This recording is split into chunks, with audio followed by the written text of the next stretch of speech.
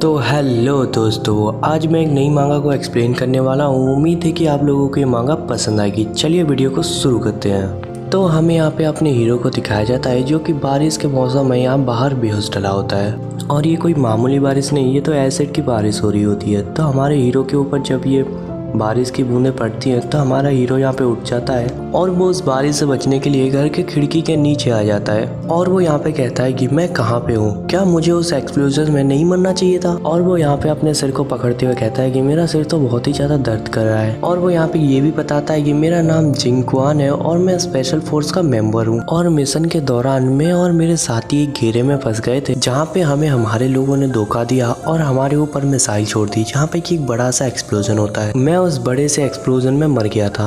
वो यहाँ पर ये कहता है कि दर्द अब बर्दाश्त नहीं हो रहा है और मुझे उस बारिश से छुपने के लिए एक जगह भी चाहिए होगी। और जब हमारा हीरो सामने की ओर देखता है तो वो यहाँ पे ये कहता है कि लगता है कि उस घर में कोई रहता है क्योंकि वहाँ पे लाइट चल रही है। ये कहने के बाद वो यहाँ पर उस घर का डोर ओपन करते हुए कहता है कि क्या कोई है यहाँ पे। तो यहाँ पे एक बंदा अपना काम कर रहा होता है। तो हमारा हीरो यहाँ पे कहता है कि अच्छा तो तुम रहते हो यहाँ पे। और वो बंदा यहाँ पर ये सुनने के बाद जब पीछे मुड़ने ही वाला था तभी अचानक उसका सिर यहाँ पे ब्लास्ट हो जाता है और हमारा हीरो यहाँ पे हैरान हो जाता है। और उसके जो पीछे सीवर होता है उसमें से एक धीरे सी आवाज आती है कि ब्रदर।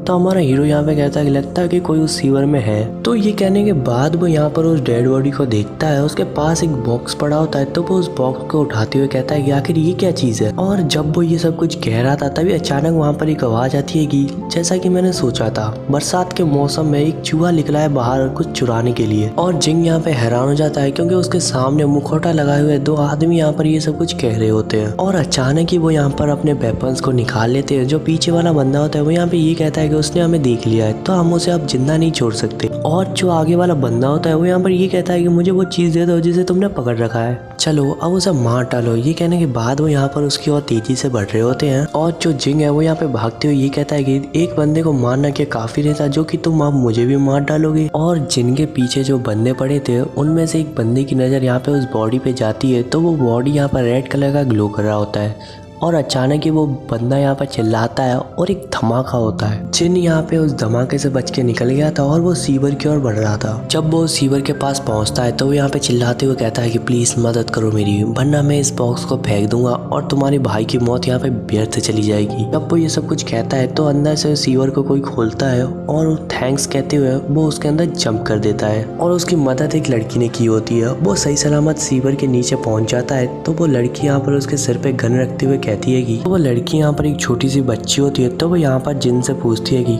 आखिर तुम कौन हो और तुम कहाँ से हो और तुमने मेरे भाई को बीच में क्यों रोका। तो जिन यहाँ पे कहता है कि मैं कोई परेशानी नहीं चाहता हूँ, मैं तो बस बारिश से बचने के लिए जगह ढूंढ रहा था। तो वो लड़की यहाँ पे कहती है कि वो चीज कहाँ है, उसे मुझे दे दो। तो जिन यहाँ पे कहता है कि वो तो मेरे कोट में है। और ये कहकर वो अपने कोट में से उस चीज को निकाल कर यहाँ पर उस लड़की को दे देता है। और वो लड़की उस चीज को लेने के बाद वो यहाँ पर उसे देख कर रोने लगती है। और वो लड़की यहाँ पर रोते रोते कहती है कि भाई तुम इतने मूर्ख क्यों थे, बस मेरे लिए और सैम्बलअप के लिए आपने अपने जीवन को व्यापार करने के लिए, अब मैं तुम्हारे बिना आगे कैसे बढ़ पाऊंगी। तो जिन यहाँ पे उस लड़की को देखते हुए अपने मन में ये सोच रहा था कि मैंने ये नहीं सोचा था कि मेरा पुनर्जन्म होगा फिर से वही नज़ारा किसी की आंखों में देखने के लिए।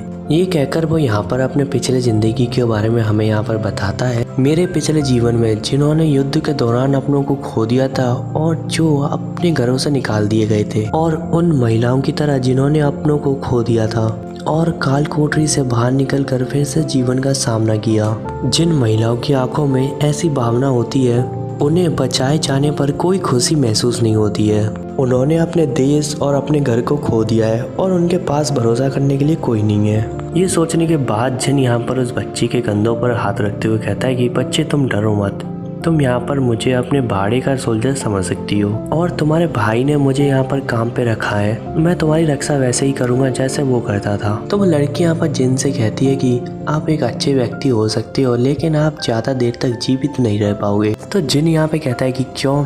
तो वो लड़की यहाँ पर उसके हाथ को देखते हुए कहती है कि आप बहुत समय तक बाहर डार्क रेन के संपर्क में थे। ये डार्क सिटी है और ये जो बारिश है ये कोई मामूली बारिश नहीं है। ये डार्क रेन जब सूख जाता है तो ये एसिड रेन में बदल जाता है और आप जैसे व्यक्ति जो कि इसमें पूरी तरीके से डूब चुके हैं वो यहाँ पे मरने से नहीं बच सकते। तो जिनको ये बात सुनकर एक झटका लगता है वो यहाँ पे कहता है कि अच्छा तो ऐसी बात है, इसमें कोई आश्चर्य की बात नहीं है कि मैं दिन ब दिन कमज़ोर होता जा रहा हूँ। तो जिन यहाँ पे उस लड़की से पूछता है कि आखिर तुम कौन हो और ये कौन सी जगह है और वो उस कल मार्क्स वाले कौन है। तो वो लड़की यहाँ पे कहती है मैं थर्ड डेथ सिटी से हूँ और वो जगह पहले लोअर डिस्ट्रिक्ट थी और जो वो मार्क्स वाले लोग हैं वो यहाँ पर लोअर डिस्ट्रिक्ट से हैं और वो मैजिक टाइप प्रोफेशन होल्डर है।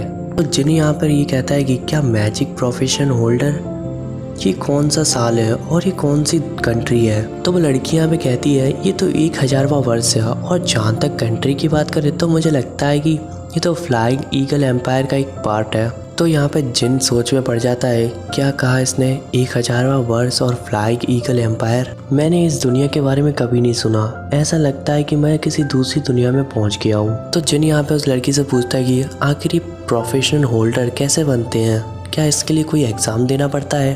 तो वो लड़की यहाँ पे कहती है कि नहीं, जब तक आप एक प्रतीत को प्राप्त करते हैं तब तक कोई भी लड़ाकू, विशेषज्ञ या फिर विशेष प्रकार के स्प्रिंग होल्डर के रूप में जागरूक हो सकते हैं। तो ये कहने के बाद वो यहाँ पर उस बॉक्स को खोलते हैं जिसके अंदर एक एम्बलम होता है। तो वो लड़की यहाँ पे कहती है कि इस एम्बलम को मेरा भाई ने इसलिए चुराया था ताकि मैं एक अवेकन हो सकूं। और इसी सीन के साथ आज के ये एपिसोड यहाँ पे ख़त्म होता है। मिलते हैं नेक्स्ट एपिसोड में। और दोस्तों मैं यहाँ पर आपको एक बात बता देना चाहता हूँ, ये एक नई मांगा है, इसीलिए जब भी इसका एपिसोड आएगा तब मैं यहाँ पर इसको एक्सप्लेन कर दूँगा।